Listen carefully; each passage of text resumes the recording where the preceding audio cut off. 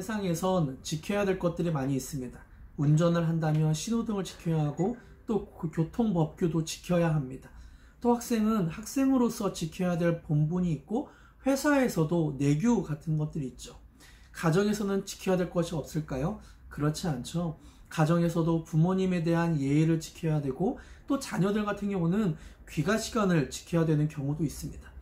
우리는 세상을 살면서 지켜야 될 수많은 것들을 지키면서 살아가고 있습니다. 그런데 이렇게 세상에서 요구하는 지켜야 될 것들은 반드시 지켜야 될 것과 또 때로 안 지켜도 크게 문제가 생기지 않는 것들로 구분 지어집니다. 여러분, 하나님의 말씀은 어떤 것일까요? 어디에 속하나요? 한번 생각해 볼까요? 아담과 하와에게 선악과를 따먹지 말라고 했었던 하나님의 말씀. 하나님이 내리신 예굽의 10가지 재앙 중에서 이스라엘 백성들에게 어린 양의 피를 문 임방과 좌우 문설주에 뿌리고 아침까지 한 사람도 자기 집에서 나오지 말라라고 하셨던 하나님의 말씀. 이런 말씀은 안 지켜도 큰 문제가 생기지 않는 것이 아니라 죽음과 직결되는 문제이기 때문에 반드시 지켜야 될 것이었습니다. 오늘 본문도 이스라엘 백성에게 하나님이 반드시 지키라고 말씀하신 것입니다. 출애굽기 23장 14절부터 17절까지인데요. 제가 읽어드리겠습니다. 너는 매년 3번 내게 절기를 지킬지니라.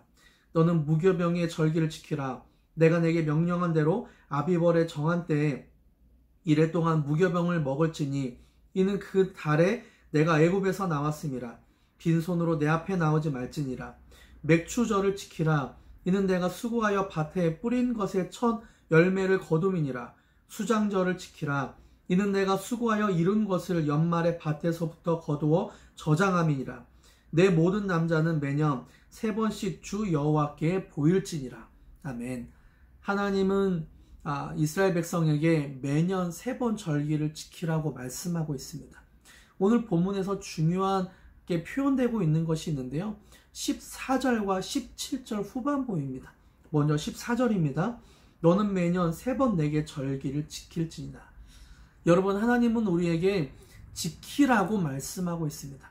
이 말씀은 지켜도 되고 안 지켜도 된다가 아니라 반드시 지켜라 라는 명령입니다.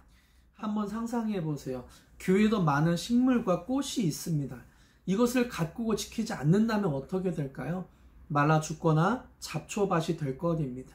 그리스도인의 삶도 마찬가지이죠. 하나님이 주신 은혜, 하나님이 베풀어 주신 축복을 잘 지키고 관리하면 신앙의 꽃이 피고 아름다운 열매가 맺게 되지만 가만히 놔두면 말라 죽어가고 사단이 심어놓은 잡초가 무성하게 될 것입니다. 그래서 하나님은 지키라고 명령하신 것이죠. 오늘 본문이 17절에서도 지킬 것을 말씀하고 있습니다. 내 모든 남자는 매년 3번씩 주 여호와께 보일지니라. 마지막 부분의 표현을 한번 주목해 보세요. 하나님은 보일지니라 라고 명령하고 있습니다. 유대인들은 어디에 흩어져 살던지 간에 매년 3번씩 하나님 앞에 나와야 했습니다. 유월절, 맥추절, 수장절에 하나님이 계신 성막이나 예루살렘 성전으로 가야 했습니다. 하지만 이제 예수님의 십자가 사건을 통해 성막이나 성전이 아닌 언제 어디서든 하나님 앞에 볼 수 있게 하셨습니다. 그래서 이 말씀은 장소적 개념을 넘어서 예배를 통해 하나님 앞에 나오라는 의미인 것이죠. 다시 우리에게 적용해서 말씀드리면 하나님은 하나님의 절기에 하나님의 앞으로 나오라고 말씀하고 계십니다. 유월절, 하나님이 베풀어 주신 구원의 날을 기념하여 하나님 앞에 나아오고, 맥추절, 하나님이 주신 첫 수확과 맥추절에 주신 율법에 감사하며 하나님 앞에 나아오고, 또 수장절, 하나님께서 동행하시고 창고의 곡식을 쌓게 해주신 그 은혜에 감사하며 하나님 앞에 나오라고 하고 계신 것입니다. 주일, 예수님의 십자가와 부활을 기억하며 하나님 앞에 나아오고, 목장에서도 하나님의 은혜와 사랑을 나누며 하나님 앞에 나와야 합니다. 하늘교회 성도님들, 이제 오늘이 지나면 내일이 하나님을 만나는 주일입니다. 이 주일에 하나님 앞에 나오시길 축복합니다.